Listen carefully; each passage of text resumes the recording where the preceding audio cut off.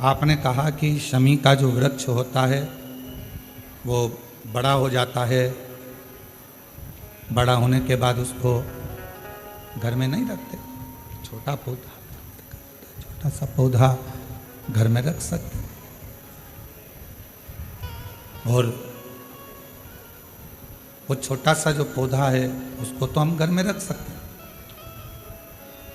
पर वृक्ष, शमी का वृक्ष जितना बड़ा होता चले जाता है तो उसको घर से अपन रखते नहीं, उसको फिर कहीं बगीचे में या कहीं एकांत में या जहाँ उसकी ज़रूरत है वहाँ उसको लगा दिया जाता है।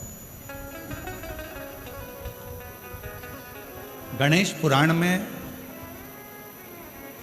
एक बात आती है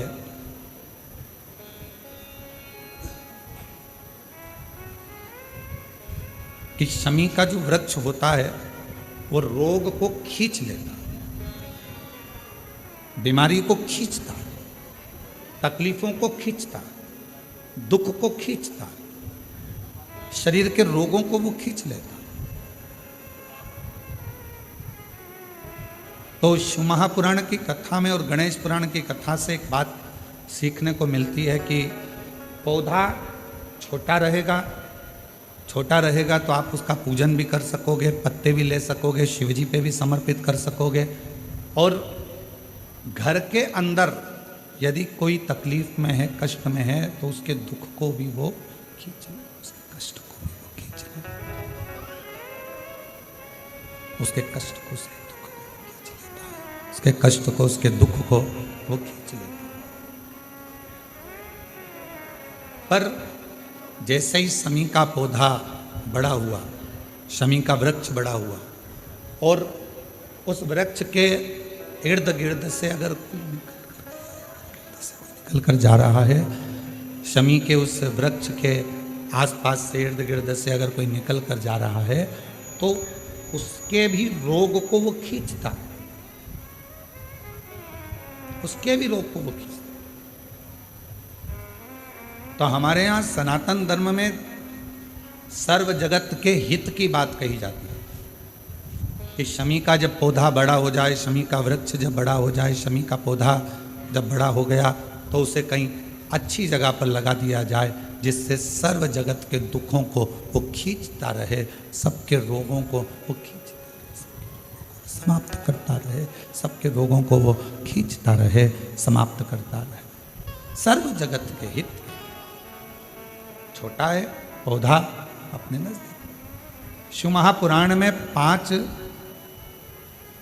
वृक्षों का जो वर्णन किया गया, पहले नंबर पर है बेलपत्र का वृक्ष, दूसरे नंबर पर है शमी का वृक्ष, तीसरे नंबर पर है आंवले का वृक्ष, चौथे नंबर पर है पीपल का वृक्ष, और 5वें नंबर पर है वट वृक्ष।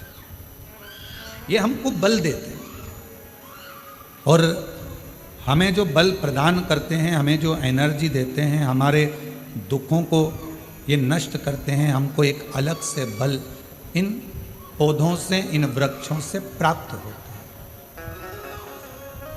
हमें प्राप्त होता है।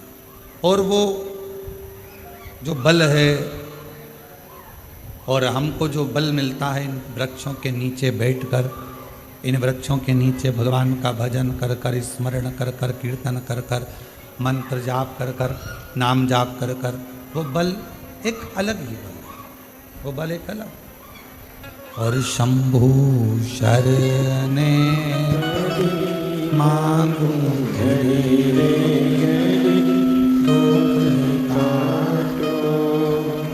दया करी दर्शन हो, शंभु शरणे मांगू घड़ी दुख काटो, दया करीन दर्शन हो, शंभु शरणे मांगू घड़ी दुख काटो, दया करीन दर्शन आपो, शंभु शरणे पर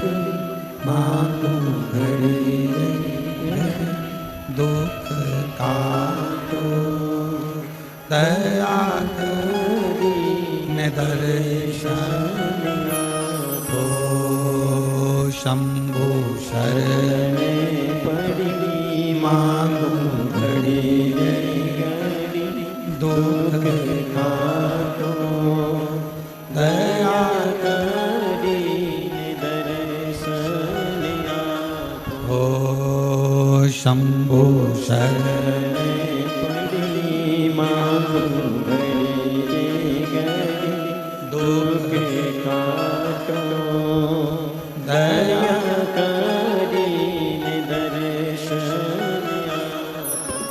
तो शमी का जो पौधा है वो हमको एक एनर्जी, एक बल देता है। और उस पौधे के नीचे थोड़ा प्रेशर बढ़ा दो। उस पौधे के नीचे जब हम बैठते हैं, भगवत भजन करते हैं, नाम जाप करते हैं, स्मरण करते हैं, तो उसका फल हमको अधिकता में प्राप्त होता है।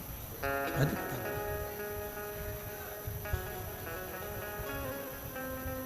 एक असुर हुआ जिसका नाम था मायासुर, और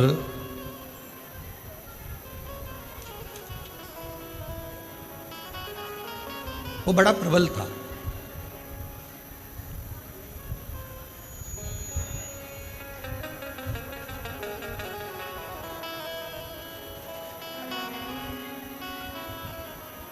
शिव महापुराण में चरित्र आता है मायासुर का कि वो बड़ा प्रबल था।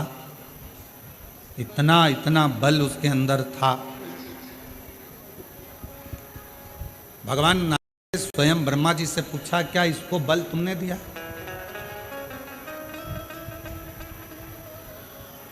ब्रह्मा जी बोले, नहीं नहीं नहीं, मैंने कोई इसको बल नहीं दिया।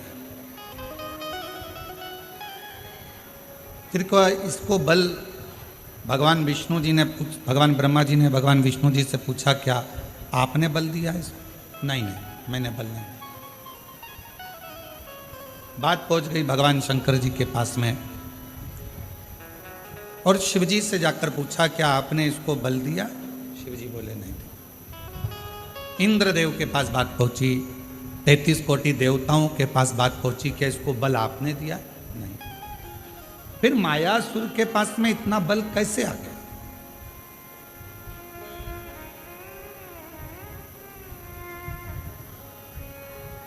असुर है, राक्षस है, ना इसने अभी कोई तप करा, ना अभी इसने कोई साधना करी, ना कोई इसने व्रत करा, ना कोई उपासना करी, फिर इतना बल इसके पास कैसे आ गया? इतना बल इसको कैसे प्राप्त हो गया? तब सारे देवता आश्चर्य में पड़ गए कि इसके अंदर इतनी एनर्जी, इतना बल इसके अंदर कहां से आ सकता? आया कहां से?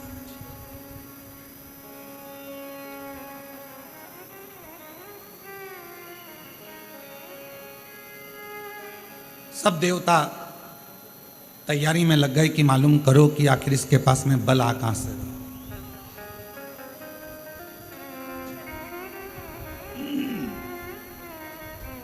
इसके पास में इतना बल कहां से प्राप्त हो?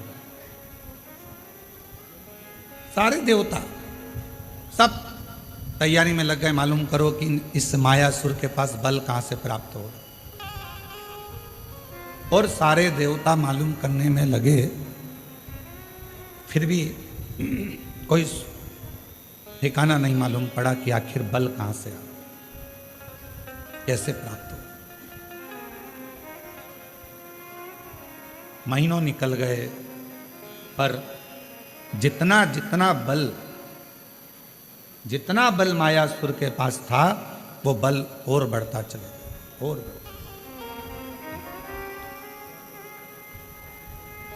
फिर भगवान ब्रह्मा जी स्वयं भगवान विष्णु जी के पास में गए और जाकर पूछा कि बताओ इसके पास में इतना बल कैसे आ गया?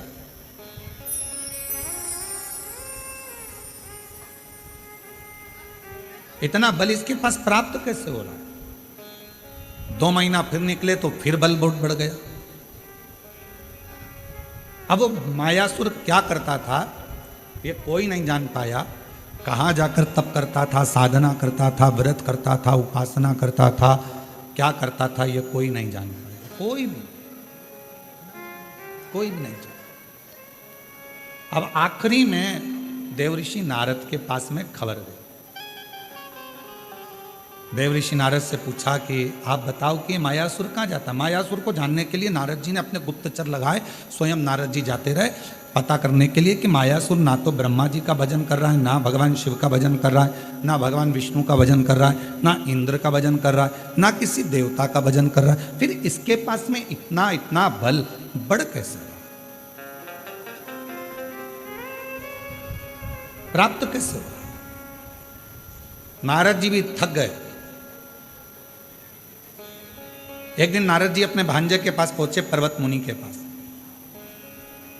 और नारद जी अपने भांजे के पास बैठकर बात कर रहे थे कि मायासुर के पास ना जाने कहां से बल आ रहा है, और वो बल के ऊपर इतना उसको कि जो चाहे वो काम कर लेता। कोई देवता से बल नहीं मांगा उसने, किसी देवता से वर नहीं मांगा, ना बल मांगा, ना देवता से वो वर मांग रहा है, ना बल मांग रहा है, पर उसके पास इतना बल कहां से आ रहा है ये समझ में। किसी ना किसी का तो सपोर्ट है। आप में से कोई व्यक्ति बहुत अकड़ कर बोले, बहुत चिल्ला कर बोले, बहुत अकड़ कर बोले, तो किसी ना किसी का तो सपोर्ट है। तो वो बल कहां से आ? पर्वत मुनि ने कहा कि मैं पता करता हूं, और पर्वत मुनि उस बल का मालूम करने के लिए, मायासुर के पास बल कहां से आ रहा है उसको ढूंढने के लिए पर्वत मुनि भी निकल। देवता नहीं जान पाए, देवऋषि नारद नहीं जान पाए, पर्वत मुनि नहीं जान पाए। आखिरी में नारद जी गए तुमरुका जी के पास में, और जब कोई निर्णय ना निकले, व्यक्ति हर तरह से हताश हो जाए, तब वो शिव महापुराण की कथा में जाकर बैठ जाए तो मालूम पड़ता है कि बल कहां से। शिव महापुराण की कथा आपको मार्ग भी बता देती है, शिव महापुराण की कथा ये भी बता देती है कि बल कहाँ से आ रहा है, और शिव महापुराण की कथा ये भी बता देती है कि बल कहाँ से प्राप्त करना। आज शिवरात्रि है, पूरा विश्व तैयारी में लगा है। शाम को 7 बजे से 8 बजे तक ऑनलाइन भगवान शंकर के अभिषेक की, शिव जी को अभिषेक करने।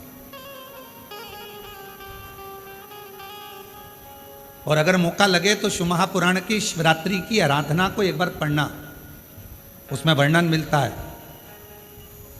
कि शिवरात्रि के दिन भगवान शंकर पर धान्य चढ़ाने का क्या फल है, काली मिर्च चढ़ाने का क्या फल है, काली तिल चढ़ाने का क्या फल है, फूल चढ़ाने का क्या फल है, धतूरा चढ़ाने का क्या फल है, बेलपत्र चढ़ाने का क्या फल है।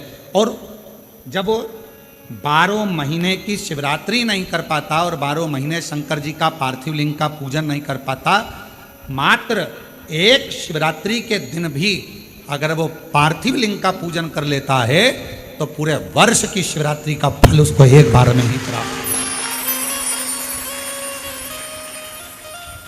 और ये हमारी बात पर भरोसा मत करो, आप तो शिव महापुराण की कथा पढ़ो, उसका अध्ययन करो, गीता प्रेस गोरखपुर के शिव पुराण लेकर आओ, उसको पढ़ो, उसमें आपको मिलेगा। अध्ययन करो।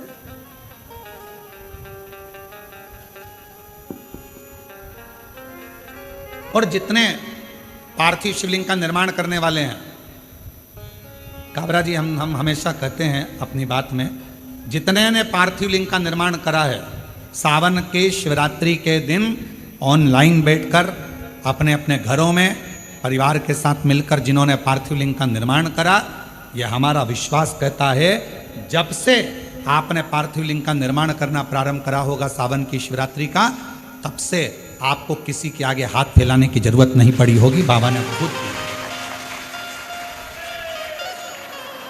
आप जितने साल से कर रहे हो, आप अगर 2 साल से कर रहे हो तो 2 साल से अंदाजा लगा कर देखो, आपको किसी के आगे हाथ नहीं फैलाना पड़ा होगा। पहले का समय निकाल कर देखना, थोड़ा सा तकलीफ आई, पैसा नहीं है, धन नहीं है। आज का समय कहीं से भी भगवान तुम्हारी व्यवस्था करेगा, पर तुम्हारे घर में धन की कमी कहीं से नहीं आने देगा, अगर आपने सावन की शिवरात्रि का पार्थिव लिंग पूजन करा है तो। पार्थिव लिंग पूजन अगर सावन की शिवरात्रि का कर लिया तो तुम्हारा घर तुम्हारा नहीं रहता, शंकर भगवान का निजी घर बन जाता है और शिव जी उस घर को संभाले। अपने अपने घर में शाम को 7 बजे से 8 बजे तक आज आप और हम इसी कुबेरेश्वर बाबा की भूमि से ऑनलाइन पूरा विश्व पूजन करेगा पूरा विश्व। और अपने अपने घर के लोगों को कहो, पतियों से, परिवार से, एक दिन दुकान भी थोड़ा जल्दी से मंगल कर दो, थोड़ा दुकान 6:30 पे बंद कर कर मंगल कर कर आओ। आज दोनों बैठकर, तुम साल भर भले दुकान 10 बजे रात्रि तक खोलो, पर एक दिन सावन की शिवरात्रि के दिन दोनों जोड़े से बैठेंगे, परिवार के साथ बैठेंगे, शिव जी को निमंत्रण देंगे अपने घर में। बाबा 365 दिन में से केवल एक दिन आप सावन की शिवरात्रि का मेरे साथ बैठकर शंकर जी का पूजन करो।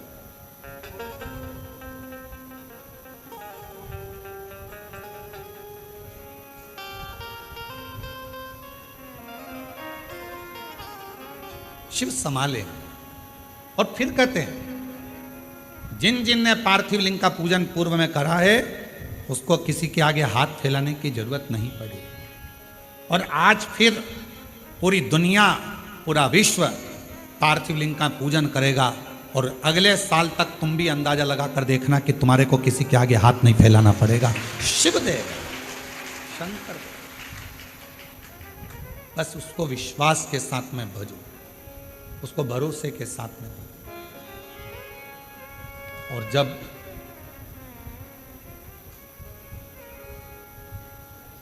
हम भरोसे के साथ शिव जी को भजते हैं तो हमारा बाबा भोलेनाथ हमारी झोली खुशियों से जरूर भरता। और तुम आना भोले बाबा मेरे मकान में, तेरा डमरू डम डम बाजे सारे जहान में। आज बाबा से कहना, तुम आज मेरे घर में रहना।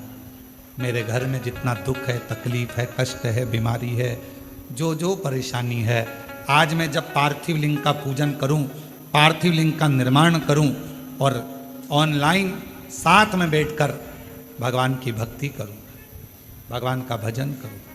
भले मोबाइल को चालू कर कर, टीवी को चालू कर कर, वॉल्यूम तेज।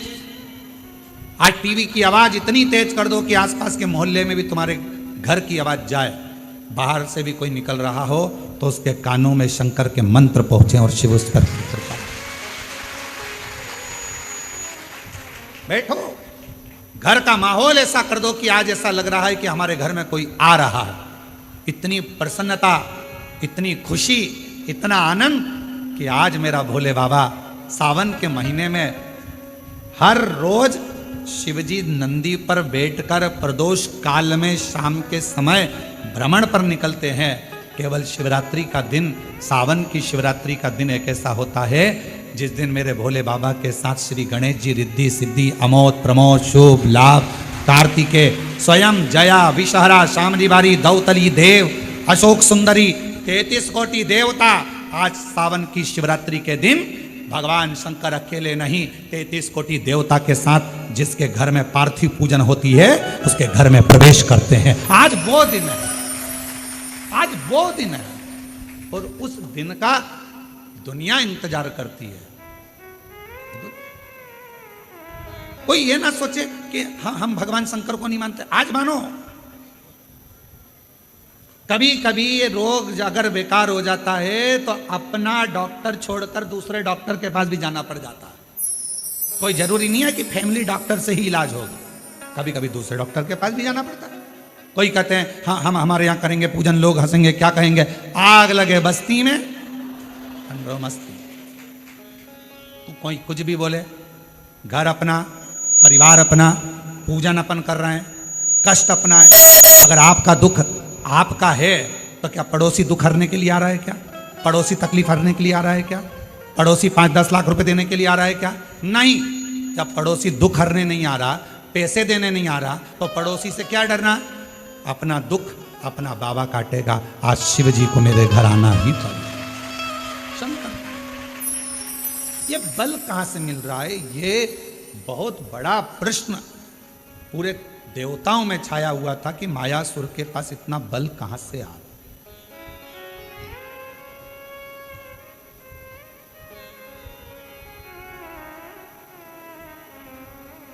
और गुप्ता बहन जी, कल आप नहीं आई थी तो आपकी बेटी हैं, तो हमने उनसे कहा था क्यों नहीं आई, तो कहा थोड़ा स्वास्थ्य नरम गरम चल रहा है। तो हमने कहा उनसे कहना कि कथा में आएंगी तो बल अपने आप मिल जाएगा, चिंता ना करें। ये शिव की उदारता है जो भगवान शंकर आपको बुला लेता है। तो हम कहें ये बल अंदर से प्राप्त शिव देता है। और आपकी बेटी को भी धन्यवाद है जो पूर्ण तरह से आपको हाथ पकड़ कर लेकर आ जाती है। साधु बात, ये बल है हमारे भीतर। अब मायासुर के पास इतना बल कहां से आ रहा है, कौन दे रहा है? तब देव ऋषि नारद को लगा कि मैं जाकर मालूम करूं कि इतना बल कहां से, कहां से। नारद जी को मालूम नहीं पड़ा, पर्वत मुनि को मालूम नहीं पड़ा, 33 कोटि देवता ने सब आपस में बात करी क्या तुमने वर दिया, तुमने वर दिया, तुमने वर दिया? नहीं, हमने नहीं दिया, हमने वर नहीं दिया। क्या तुमने बल दिया? नहीं। अच्छा बोलो, ईमानदारी से बताओ, तुम्हारा बेटा बाजार में जाकर 10 रुपए की फुल्की खा रहा है और किसी ने आकर तुमको बता दिया कि इसने 10 रुपए की फुल्की, चाट, पानी पतासा, गोलगप्पा, चाउमीन, बर्गर 10 रुपए का खाया। वो घर आया, तुमने पूछा कि नहीं पूछा, क्यों रे 10 रुपए कहां से आए थे? मैंने तो तुझे दिए नहीं,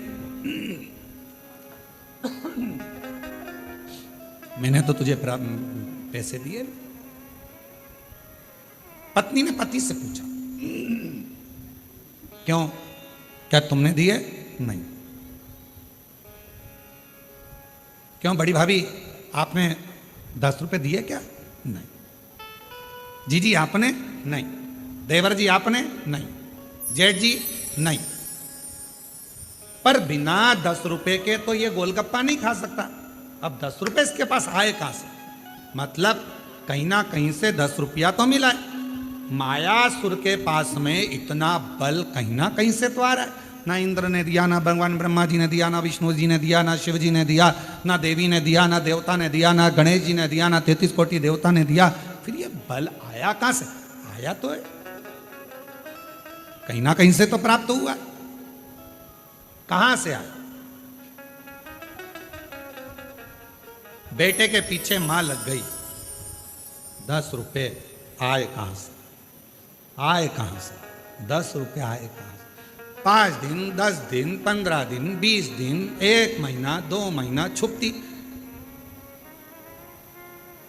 अब 20 दिन के बाद, 25 दिन के बाद जो मां थी उसकी बहन आई और आकर बैठी और बैठते बैठते बात निकली कि कमलेश तो अपने दोस्तों के साथ मेरे यहाँ आया था और इतना प्यार करा ना, मैंने उसको मासी मासी कह रहा था और फिर जाने लगा तो मैंने उसको 10 रुपए दिए थे कि ये 10 रुपए तू रख ले। ये 10 रुपए माँ को मालूम पड़ गया। अब बुद्धि में आया 10 रुपए तूने दिए थे। हम पूरे घर से पूछ लिए कहां से आए, मायासुर के पास इतना बल कहां से आया, सबसे पूछ लिया। आखिरी में तुम रुका जी के पास जाकर पूछा कि ये मायासुर के पास इतना बल आ कहां से रहा।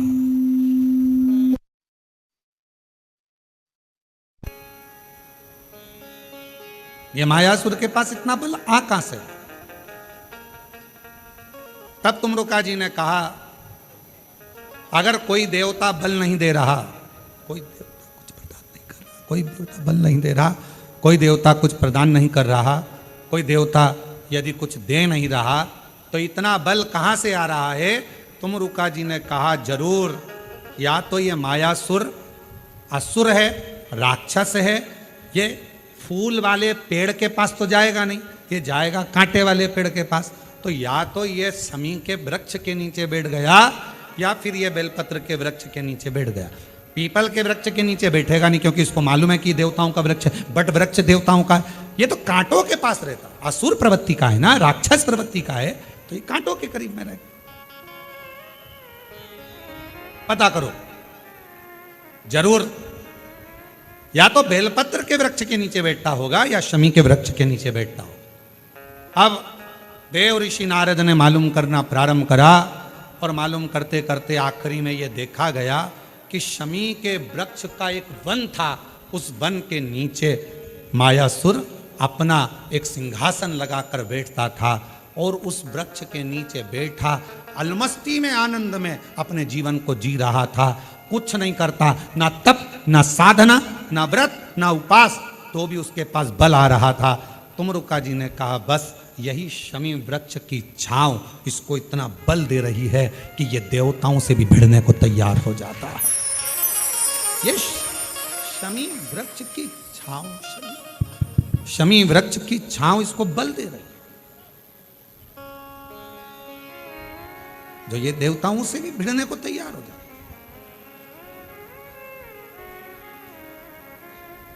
गणेश पुराण में आता है कि शमी वृक्ष की पत्ती को जब कोई नारी, पुरुष, बच्चा, बूढ़ा, जवान उस शमी के पत्ते को बेलपत्र के साथ लेकर जब शिवालय तक जाता है, जितनी देर तक वो शमी का पत्ता उसके हाथ में रहता है, जितनी देर तक शमी का पत्र उसके घर में रहता है, जितनी देर तक शमी का पत्र उसके स्पर्श में रहता है, उतने उतने शरीर के रोग, दुख, ताप काट देता है और उसे अलग से बल प्रदान कर देता है।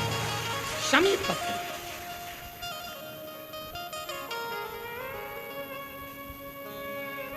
जब व्यक्ति का विल पावर डाउन होता है ना, उसको लगता है ये होगा कि नहीं होगा, होगा कि नहीं होगा, उसको 5 मिनट शमी वृक्ष के नीचे चले जाना चाहिए, 5 मिनट, इससे ज्यादा नहीं, या शमी की पत्ती को रख लेना चाहिए।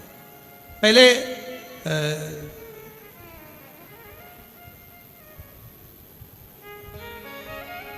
कोई स्थान का ध्यान नहीं आ रहा है स्मरण में, पहले एक नियम चलता था, आप लोगों के जिंदगी में भी, आपका भी बुढ़ापा आया होगा, आप भी युवान अवस्था में आए होंगे, कभी तो स्कूल गए होंगे, कभी तो पढ़ने गए होंगे।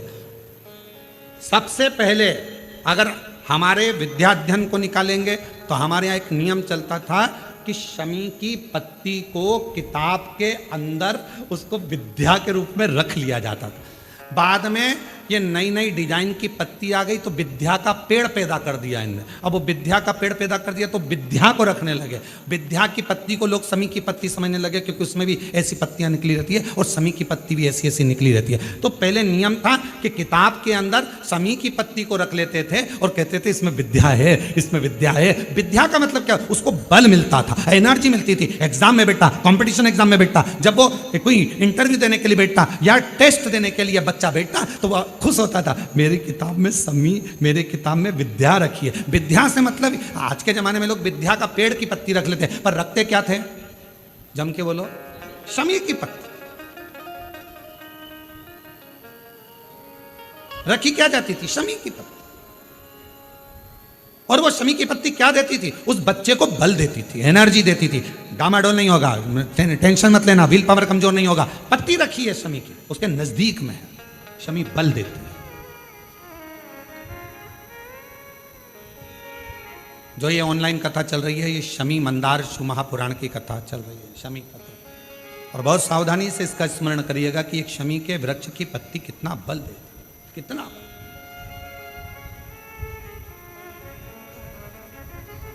शायद आप लोगों में भी कोई ना कोई तो ऐसा होगा जिसने बचपन में विद्या की पत्ती रखी होगी। वो विद्या की पत्ती बाद में आई होगी, पहले थी वो शमी की पत्ती। कौन कौन ने रखी, जरा। हमने तो रखी, हमने भी रखी। वो पत्ती तोड़ कर रख लेते थे, उसमें विद्या बढ़ेगी, विद्या बढ़ेगी। विद्या बढ़े मतलब बल बढ़ेगा, अपने अंदर एनर्जी आ, बल। अब उसको लोग, आजकल विद्या की पत्ती अलग से आने लगी तो लोग उसको विद्या की पत्ती तोड़ने लगे, नहीं तो रखते थे वो शमी की। और मैंने तेरे ही भरोसे बाबा, तेरे ही भरोसे हवा बिच उड़ती जावांगी बाबा, डोर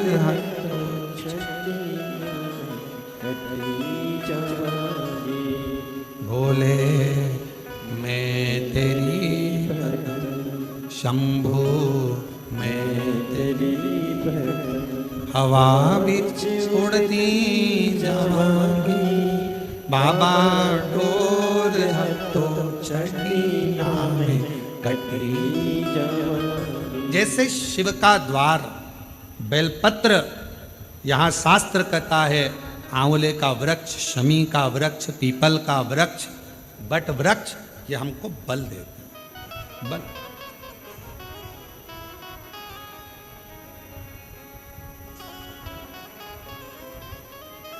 भीतर से एक एनर्जी अपने आप। एक पत्र आया है, उस पत्र में उन्होंने कहा, अच्छा पत्र है,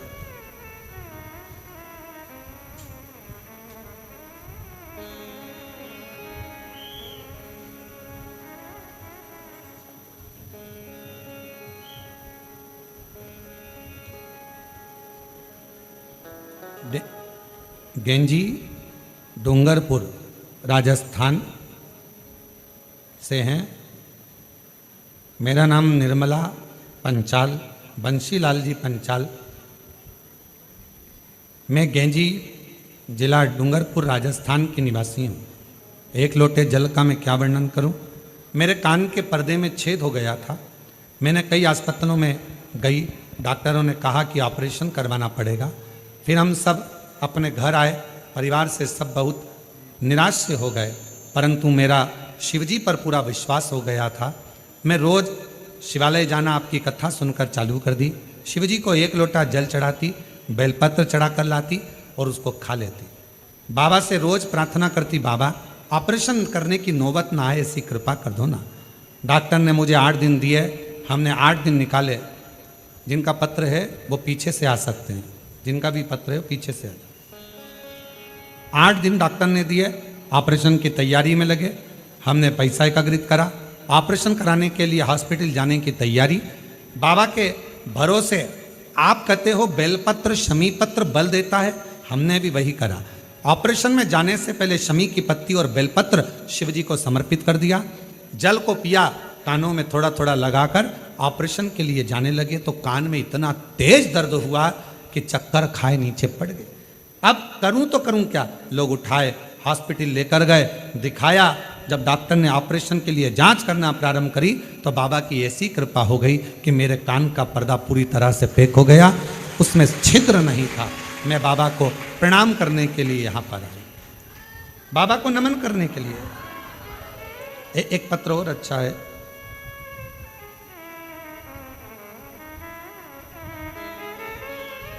मेरा नाम स्वाति अग्रवाल है, मेरे पति का नाम श्री पंकज अग्रवाल है।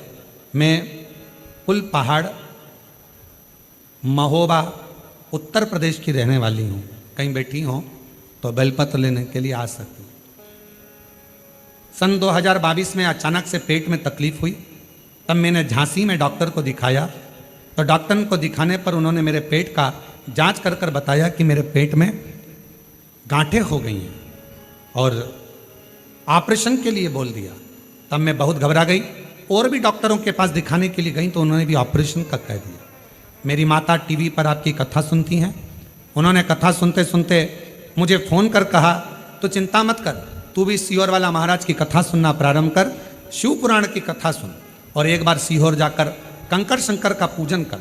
हम लोग 2022 में दर्द हुआ, हम लोग पूजन पाठ में लग गए और 2023 में हम लोग रुद्राक्ष महोत्सव में यहाँ पहुँच गए। बाबा से विनती करी, यहीं पर बैठ प्रणाम किया, रुद्राक्ष लिया, कंकर शंकर पूजन करी और उस रुद्राक्ष को ले जाकर तांबे के कलश में गलाकर उसका पानी शिवजी पे चढ़ाकर पीना चालू करा। बाबा मेरा ऑपरेशन के लिए फिर मेरे पेट में दर्द हुआ, हम फिर पहुँचे, डॉक्टर को दिखाया, गांठ गली नहीं थी। पुनः फिर शिवजी के मंदिर जाना, झाड़ू लगाना, पोछा लगाना, शिवजी पर रुद्राक्ष का जल चढ़ाना, उसको पीना चालू करा। 2 महीना निकला और हमने फिर डॉक्टर को जांच कराई और डॉक्टर ने सारी सोनोग्राफी कर कर बोल दिया गर्भाशय में कोई गठान नहीं है, सारी गांठें गल चुकी है। हम बाबा को प्रणाम करने के लिए आए हैं। शिव तत्व कहते किसको? और तेरी कृपा का क्या है भरोसा, कब किस पर हो जाए, जरा से हम पर कर दो, जरा से हम पर कर दो। तेरी कृपा का क्या है भरोसा, कब किस पर हो जाए, जरा से हम पर कर दो, जरा से हम पर कर दो। जिस पर भी हो गई तेरी कृपा करुणा वो भव पार हुआ, भव पार हुआ। आप ही बोलो। जिस पर भी हो गई तेरी कृपा करुणा वो भव पार हुआ, भव पार हुआ। पापी हो चाहे जितना उसका भी बाबा उद्धार। उद्धार हुआ, उद्धार हुआ। पापी हो हो चाहे चाहे जितना उसका भी बाबा उद्धार हुआ, उद्धार हुआ। इधर मिल कणिका जैसे अब ठीक है। मन को भावे जरा से। स्वाति जी अग्रवाल, जिनके गर्भाशय में पेट में गठाने हो गई थी और ऑपरेशन का डॉक्टर बोल दिए थे, इन्होंने एक लाइन लिखी है, गुरुजी हम हर 6 महीने में कुबेरेश्वर धाम आ जाते हैं बाबा को प्रणाम करने के लिए, बाबा को नमन करने के लिए। इतना विश्वास है इस कुबेरेश्वर धाम पर गुरुदेव, यहाँ आकर केवल हम बाबा से कंकर शंकर पूजन करते हैं।